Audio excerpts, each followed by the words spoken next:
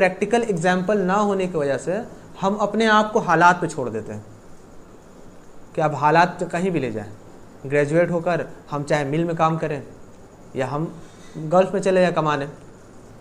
इस बिगाड़ के ज़िम्मेदार वालिदैन भी हैं, कहीं ना कहीं एजुकेशन सिस्टम भी है, कहीं ना कहीं टीचर्स भी हैं, कहीं ना कहीं हुकूमत भी है। यानी टीचर्स और स्टूडेंट का जो रिश्ता है वो कहीं ना कहीं एग्ज़ाम पास कराने के बीच में फंस गया है। क्यों नहीं मिलता? क्योंकि ये सारी चीज़ें कॉन्फिडेंट आने का आने का मरकज़ सेंटर क्या है? हमारा घर। ये चीज़ हमें होम ट्रेनिंग से मिलती है। ठीक, आप में सारी ख्वाहिश नहीं चाहिए। एक झोपड़ी वाले की भी ख्वाहिश क्या होती है कि वो महल में रहे, है ना, लेकिन ख्वाहिश उसको महल तक नहीं पहुंचाएगी। देखिए हमारे मुआशरे में हम जिस सोसाइटी में रहते हैं, इस सोसाइटी में एक बिगाड़ है, एक डिलेमा है। डिलेमा ये है कि हमें बचपन से बताया जाता है कि बाबू तुमको ये बनना है, तुम्हें डॉक्टर बनना है, तुम्हें इंजीनियर बनना है, तुम्हें गवर्नमेंट जॉब करना है। यही 2-3 शोबे बताए जाते हैं, इसके अलावा और कोई शोबा नहीं बताया जाता। अच्छा, ये पूछा नहीं जाता कि बच्चा आपको बनना क्या है। और जो चीज़ बताई जाती है आपको, तो उसके लिए आपको एक प्रैक्टिकल एग्जाम्पल भी आपके पास नहीं होता। जैसे मिसाल ले लीजिए कि अगर आपने आर्मी में जाना है, तो आर्मी में जाने के लिए हमें पता होना चाहिए कि आर्मी में जाने के लिए हमें क्या क्या चैलेंजेस फेस करने होंगे, या आर्मी में जब बंदा जाता है तो उसकी क्वालिफ़िकेशन क्या होती है। बस बता दिया जाता है कि तुम्हें ये बनना है, हमें कोई प्रैक्टिकल एग्जाम्पल नहीं दिया जाता। तो नतीजा क्या होता है कि जैसे जैसे हम पढ़ते हैं और हमारी दुनिया, वर्ल्ड या फिर हमारा मुआशरा अपग्रेड हो रहा है, तो हमारे पास कोई प्रैक्टिकल एग्जाम्पल ना होने की वजह से हम अपने आप को हालात पे छोड़ देते हैं कि अब हालात कहीं भी ले जाएं। ग्रेजुएट होकर हम चाहे मिल में काम करें या हम गल्फ़ में चले जाएं कमाने। इसकी वजह क्या है? इसकी वजह यही है कि हमने ना कभी खुद से बात की होती है, ना कभी अपने दोस्तों से बात की होती है, ना अपने माँ बाप से बात की होती है, ना हमने कुछ सोचा होता है, ना हमने ख्वाब देखा होता है।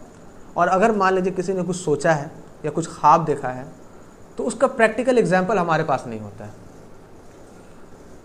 ठीक, और प्रैक्टिकल एग्जाम्पल ना होने की वजह से हम अपने ख्वाब और अपनी सोच का कोई, आप कह लें कि एक रास्ता, या कह लें कि आप अपनी सोच और ख्वाब का कोई प्लान, कोई मंसूबा हम लोग नहीं कर रहे होते।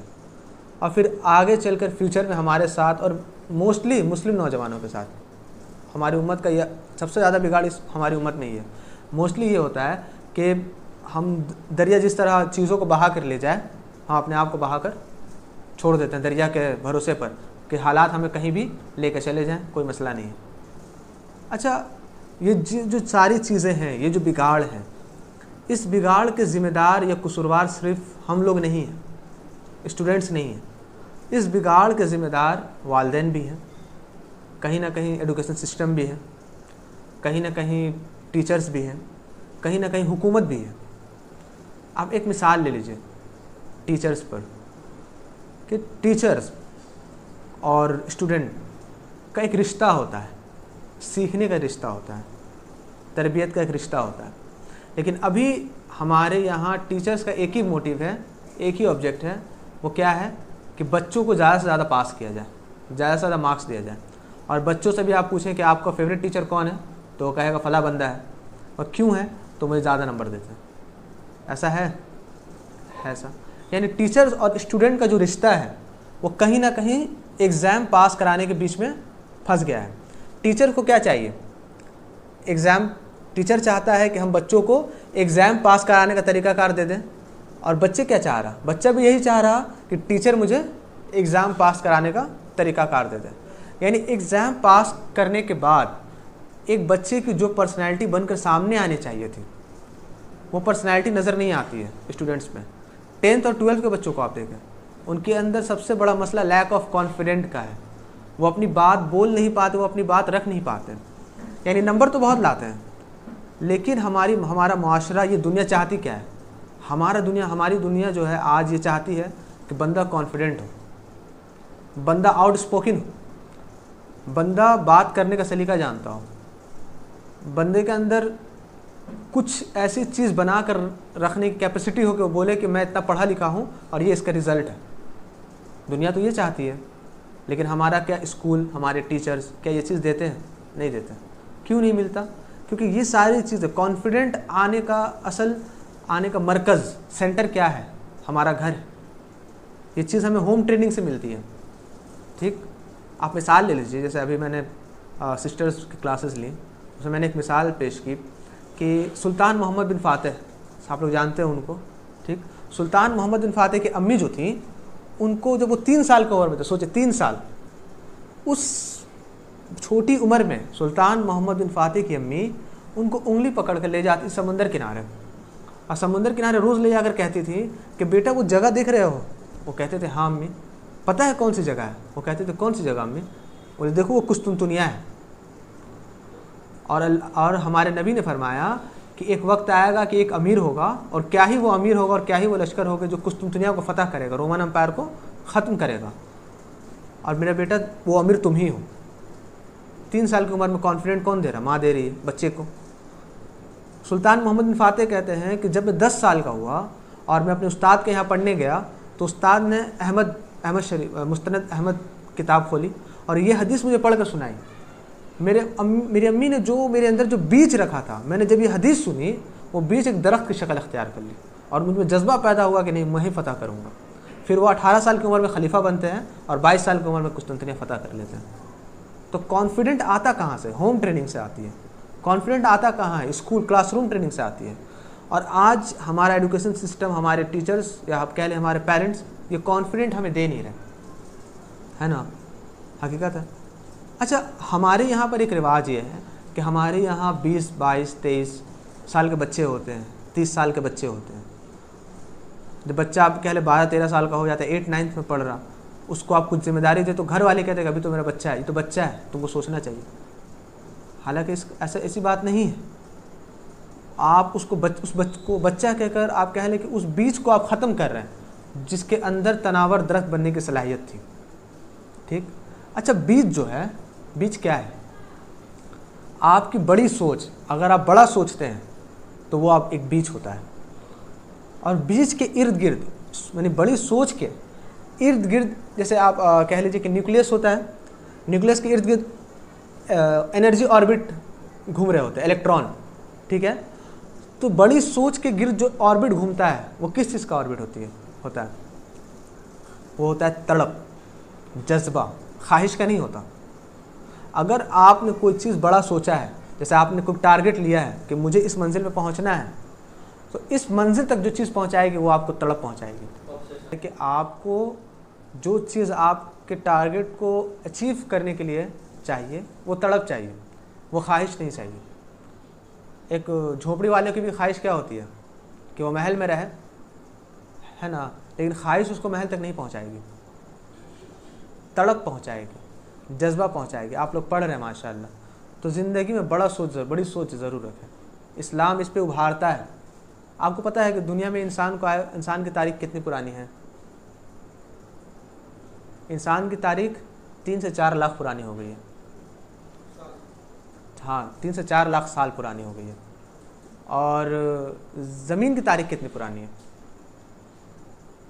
4.56 बिलियन ईयर्स पुरानी है। तो कहने का मकसद ये है कि जब से कायनात बनी है और जब से इंसान आए हैं, उस वक्त से लेकर आज तक अगर इंसानों ने तरक्की की है तो तरक्की 2 ही बुनियाद पे की है, बड़ा सोचने और बड़ा ख्वाब देखने पे की है। यानी आपको हर वो बंदा, हर वो शख्स आपको कमज़ोर और अधूरा सा लगेगा जिसके ज़िंदगी में कोई बड़ी सोच नहीं है, जिसके ज़िंदगी में कोई बड़ा ख्वाब नहीं है। एक फ़िल्म आई थी 2006 में, उस फिल्म का नाम है द सीक्रेट। उस पूरी फिल्म का एक ही फ़िलासफ़ी पे फिल्म बनी थी। वो फ़िलासफ़ी ये थी, थॉट बिकम थिंग, यानी दुनिया में जो भी चीज़ है वो पहले यहाँ बनती है, उसके बाद दुनिया में आती है। लाइट पहले यहाँ किसी के बना होगा, यहाँ पे, उसके बाद उसने उस चीज़ को बनाया। ऐसा हो ही नहीं सकता कि आपके जहन में कोई चीज़ ना हो इंसानों के और वो चीज़ दुनिया में आ गई। तो आप अगर बड़ा सोचेंगे तो बड़ी चीज़ें बनती हैं। आप अगर सोचते नहीं हैं, है ना, सोचते नहीं हैं, तो आपकी ज़िंदगी आप समझें कि एक ऐसे पौधे के मानिंद है जिसमें फल या फूल लगते ही नहीं हैं। ठीक है, तो मेरा कहने का मकसद ये है आप लोग समझे कि सोच ज़रूरी है, बड़ी सोच का होना, बड़े ख्वाब का होना ज़रूरी है। जैसे दुनिया में एक प्रिंसिपल है, द 1820 प्रिंसिपल, कहीं सुना है आप लोगों ने? दुनिया, जैसे आप लोग घर पे कपड़े होंगे आपके, और उन कपड़ों में आप लोग कितना फ़ीसद कपड़ा इस्तेमाल करते हैं? आपके अगर 100 कपड़े हैं तो आप 20 कपड़े आप रेगुलर इस्तेमाल करते हैं, 80 कपड़े रखे होते हैं, है ना। आपके अगर 100 जूते हैं तो 20 जूते आप लोग इस्तेमाल करेंगे, 80 जूते रखे होंगे। आप देख लीजिए कि अगर सड़कों पे गाड़ियाँ चलती हैं तो 20% ऐसी गाड़ियाँ हैं जिसकी वजह से एक्सीडेंट होती हैं। आप अगर क्लासरूम में हैं, स्कूल में, तो क्लासरूम में देखिएगा कि हर 100 में से 20 बच्चा ऐसा है जो अपनी लाइफ में कुछ अचीव कर लेता है, बाकी 80 बच्चे नहीं कर पाते हैं। ये दुनिया का एक प्रिंसिपल बनाया गया रिसर्च के बाद कि द 1820 प्रिंसिपल। आज दुनिया के 80% कामयाबी 20% लोगों के पास है। दुनिया का 80% पैसा दुनिया के 20% लोगों के पास है, और दुनिया की 20% गरीबी जो है वो 80% लोग झेल रहे हैं उसको। ठीक, तो आप लोग, जो लोग उन 20% में शामिल होते हैं, वो शामिल होना एक ही बेस पे होता है, बड़ा सोचने पे। आप बड़ा नहीं सोचिएगा, आप बड़ा नहीं कर पाइएगा। आपकी सोच में जब तक आप कामयाबी नहीं होगी, आप लोग कामयाबी को अचीव नहीं कर पाइएगा। आप लोग क्लासेस में फर्स्ट आते होंगे, जो भी बंदा जो क्लास में फर्स्ट आता है उससे आप पूछिएगा, वो ये कहेगा कि मैंने कभी कामयाबी को सोचा था, मैंने सोचा था कि मैं फर्स्ट आऊँगा, मैं फर्स्ट आता हूँ। जो लोग फेल होते हैं या जो लोग कम नंबर लाते हैं, आप उनसे पूछें, उन्होंने कभी फर्स्ट आना सोचा ही नहीं होगा। वो बस सोचते हैं कि मेरे 25 मार्क्स आ जाए, मैं पास हो जाऊँ। तो कामयाबी के लिए सोचना ज़रूरी होता है, और सोचने का एक कुलिया ये है कि सबके जैसा सोचिएगा तो सबके जैसा मिलेगा। बात ध्यान सुनिएगा कि सबके जैसा सोचिएगा, सबके जैसा मिलेगा। मुख्तलिफ सोचिएगा, मुख्तलिफ मिलेगा। हमारे यहाँ मसला क्या है कि एक बंदे की अगर कपड़े की दुकान चल रही है तो 2 बंदे और उस तरह कपड़े ही की दुकान खोल लेते हैं।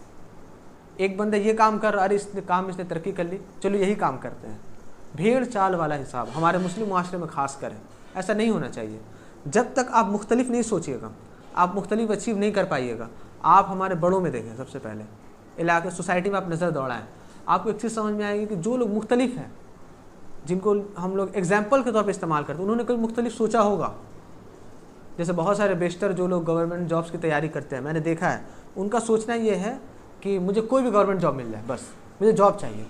वो कुछ बड़ा नहीं सोचते, कुछ टारगेट लेकर नहीं चलते हैं कि मुझे बड़ा एक अच्छा रैंक पे जाना है, मुझे या एक अच्छा पोस्ट होना चाहिए ताकि उस पोस्ट के ज़रिए मेरी उम्मत को फ़ायदा हो। बस कोई भी जॉब हो जाए, चाहे वो ग्रुप डी का ही जॉब क्यों ना हो, वो सिर्फ चाहते कि जॉब। ऐसा नहीं होना चाहिए। बड़ा सोचें। ये बड़ा सोचने का कुलिया मैंने बताया कि मुख्तलिफ सोचिएगा, मुख्तलिफ मिलेगा।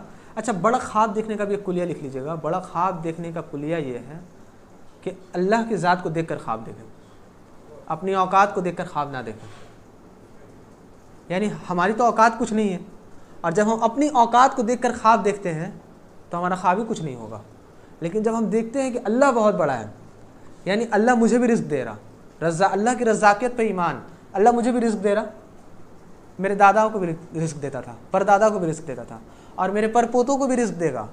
वो रहीम है, रहीम था और रहीम रहेगा।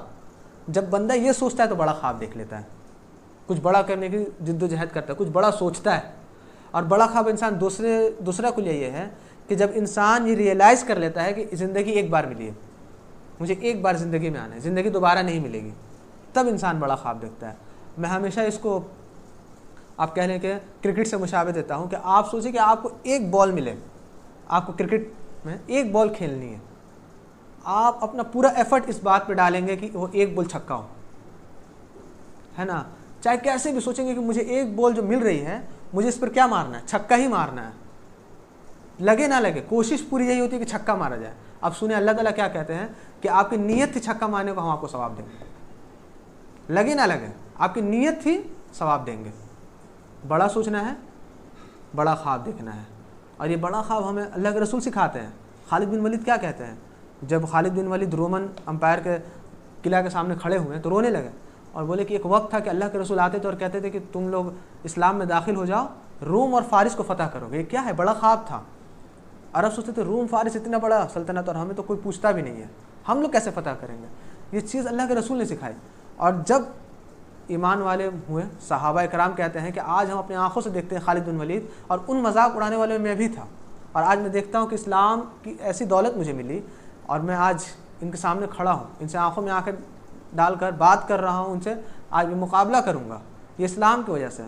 तो इस्लाम और हमारे नबी सल्लल्लाहु अलैहि वसल्लम हमें बड़ा ख्वाब देखने की तरकीब देते हैं। ठीक है, तो बड़ा सोचें, बड़ा ख्वाब देखें। और तीसरी अहम बात, जो करें डिवोशन के साथ करें। ठीक है, डूब कर करें।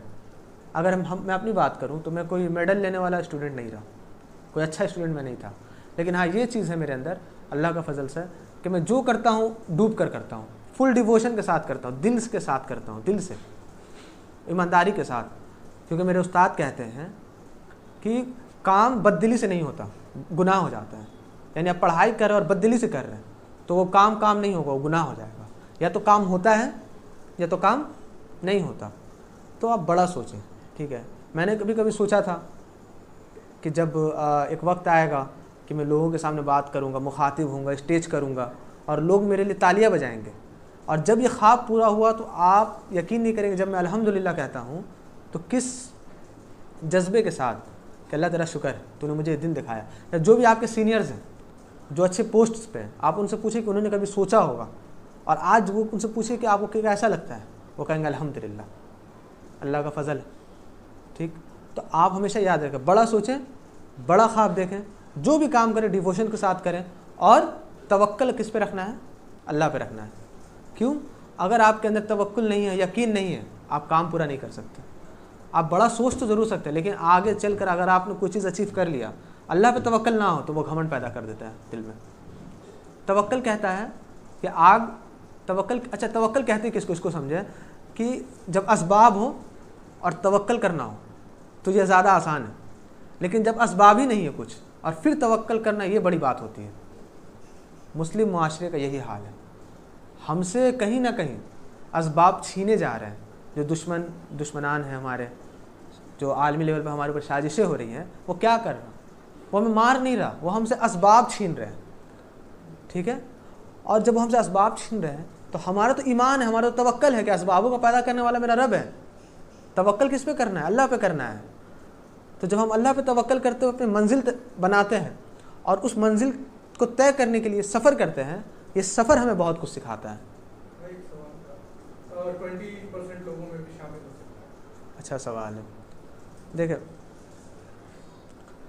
अगर एक इंसान, हम जैसे मान लीजिए हम इस कमरे में आते हैं, ठीक है, और इस कमरे में जब हम आते हैं और फिर हम इस कमरे से बाहर निकलना हो और हमें रास्ता ना मिले, दरवाज़ा है लेकिन ये दरवाज़ा ढूंढने वालों को मिलेगा। अगर कोई ढूंढने वाला ना हो तो उसको तो दरवाज़ा नहीं मिलेगा कभी भी। इल्म जो होता है, इल्म फ़ायदेमंद और सूदमंद उसके लिए है जो इल्म का प्यासा है।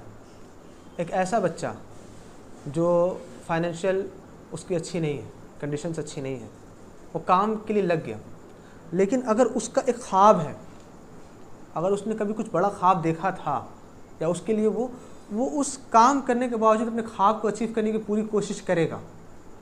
आप मिसाल ले लीजिए ईश्वरचंद विद्यासागर का, उनके पास क्या था? वो कहाँ पढ़ाई करते थे? लैंप पोस्ट पे पढ़ाई करते थे, एक ख्वाब था। ठीक, आप मिसाल ले लीजिए उस्मान बिन अल हिजवेरी का रहमहुल्लाह, उनकी एक किताब है, उस किताब का नाम है, खैर मैं भूल रहा हूँ गालिबन।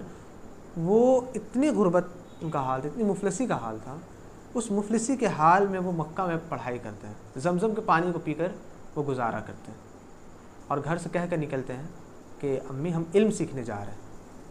तो कहने का मकसद है कि अगर आपकी कंडीशंस अच्छी नहीं है लेकिन आपका अगर ख्वाब है, क्योंकि सोच, बड़ी सोच जो है वो उस तरह की चीज़ों को अपनी जानिब खींचती है। क्लियर हो रही है बात मेरी? बड़ी सोच जो होती है, अगर सोच में आपकी पॉजिटिविटी है तो पॉजिटिव लोगों को आपके जानिब खींचेगी। आपकी सोच मुनफी है, वो किस चीज़ को खींचेगी? मुनफी चीज़ों को खींचेगी। आप समझते हैं कि अल्लाह ने मुझे एक बार ज़िंदगी दी है, अल्लाह ने मुझे जो सलाहियतें दी हैं मुझे उसका हिसाब देना है, मेरे लिए ज़िम्मा है, और मैंने इस सलाहियत के बिना पर मैंने अपनी ज़िंदगी का एक मकसद बनाया है और मुझे उस मकसद को अचीव करना है। क्योंकि अगर बंदा जब फाइनेंशियली वीक है और वो काम करने जा रहा है तो याद रखिए वो अपनी ज़रूरत के लिए जा रहा है, मकसद के लिए नहीं जा रहा। जो चीज़ ज़रूरत होती है, पैसा हमारी ज़रूरत है, पैसा हमारा मकसद नहीं है। और जब मकसद के लिए बंदा जाता है तो आपके लिए फुल डिवोशन के साथ वो कुछ भी करे, उसका टारगेट उसका मकसद ही होता है। हम लोग इस ऑर्गेनाइजेशन में जमा है, हमारा एक मकसद है, हर उतार चढ़ाव को हम लोग झेल लेते हैं, बर्दाश्त करते हैं। उस एक मकसद, ये मैटर नहीं करता कि आप शुरू कहाँ से कर रहे हैं। अगर कोई इंसान है सिविल सर्विस जॉब अचीव कर ले रहे हैं आप, तो इसका मतलब ये नहीं कि आप ख़त्म हो गए, आप रुक जाएं, वहाँ से कुछ आगे का देख लें। मंजिल रोकती है, स्टॉप ज़रूर है, लेकिन फुल स्टॉप नहीं है। मंजिल से ज़्यादा जो चीज़ें सिखाती है सफ़र सिखाती है। जो भी लोग आपके सीनियर्स कामयाब हुए हैं, आप उनसे पूछें, मंजिल से उन्होंने कुछ नहीं सीखा होगा, उन्होंने सफ़र से सीखा होगा कि किन लोगों ने उनके मुश्किल हालात में काम दिए, कौन लोग भरोसे के लायक हैं, कौन लोग वक्त पर साथ छोड़ जाते हैं, एतबार किसको कहते हैं, संजीदगी किसको कहते हैं। ये चीज़ें सफ़र सिखाती है, मंजिल नहीं। हाँ, मंजिल स्टॉप ज़रूर है, लेकिन हाँ स्टूडेंट्स से खास कर ये गुजारिश है कि जब मंजिल पर पहुँचे तो उस मंजिल से आगे एक मंजिल देखें, क्योंकि हम सब एक बड़ी मंजिल कह रही है जो क़यामत के दिन है, और वहाँ हम लोगों ने पहुँचना है। तो बड़ा सोचें, बड़ा ख्वाब देखें, जो भी करें डिवोशन के साथ करें, तवक्कल अल्लाह पे करें, और ज़िंदगी का एक उसूल बना लें। उसूल ये है, learn to forget and forgive. भूलना और माफ़ करना सीखें। आप अगर ज़िंदगी में भूलना और माफ़ करना नहीं सीखेंगे, आप तरक्की नहीं कर पाएंगे। बड़ी दुनिया ऐसी है, तरक्की इसलिए नहीं कर पाती कि वो माफ़ नहीं करती, वो भूलती नहीं है। हमें अल्लाह ताला हमारे तमाम गुनाहों को माफ़ कर देते हैं। अल्लाह के रसूल के साथ इतनी बड़ी बड़ी ये जुल्म हुआ, इतना बड़ा जुल्म हुआ, उनको जलील किया गया, अल्लाह के रसूल ने सबको माफ़ कर दिया। और जब माफ़ किया तो अल्लाह के रसूल कहाँ थे? पूरी कायनात तक उन जैसा कोई शख्सियत पैदा नहीं हो सकता। इस पर हमारा ईमान है। तो माफ़ करना और भूलना सीखें। वासिफ़ अली वासिफ़ कहते हैं कि बड़ी मंजिल के मुसाफिर छोटे झगड़ों में नहीं पड़ते। बड़ी मंजिल पे जाना है तो झगड़ा कैसा? अगर मुझे मान लीजिए यहाँ से दमदम फ़्लाइट लेनी है तो, और रास्ते में जाऊँ तो क्या मैं ऑटो वाले से कभी झगड़ा करूँगा? ऑटो वालों की गलती भी होगी तो मैं कहूँगा भाई 2 थप्पड़ मार ले, मुझे फ़्लाइट लेनी है, क्योंकि मुझे बड़ा सफ़र तय करना है। और जब छोटा सफ़र होगा तो फिर झगड़ा ही झगड़ा।